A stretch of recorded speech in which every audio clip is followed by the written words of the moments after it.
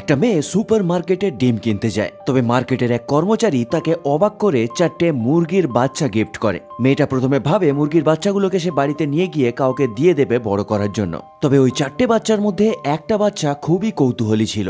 বাড়ির মধ্যে মেয়েটা যেখানেই যেত মুরগির বাচ্চাটা তার পেছনে পেছনে দৌড়তে শুরু করত।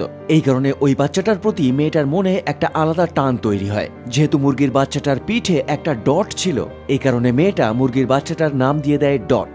বাচ্চাটা খুবই কৌতূহলী ছিল। তার মালিককে সে যখন দেখতে পেত না তখন পিক পিক করে শব্দ করে সারা বাড়িতে খুঁজে বেড়াতো। এই বাচ্চাটাকে দেখার আগে মেয়েটা জানতো না যে মুরগিও কত ইন্টেলিজেন্ট হতে পারে। মুরগিটা যে শুধু তার ডাক শুনে তার কাছে চলে আসতো এমনটাই নয়, বড় হওয়ার পর মেয়েটার গাইডেন্সের জন্য সে টয়লেটকে ইউজ করতেও শিখে যায়। এই জন্য মুরগিটা তাদের বাড়িতে একটা আলাদা জায়গা তৈরি করে নেয়। তবে বাড়ির কুকুরটা এতে মোটেই খুশি ছিল না। কখনো কখনো সে মুরগিটার সঙ্গে ঝগড়া করত, আবার কখনো কখনো তার খেলনাও চুরি করে নিয়ে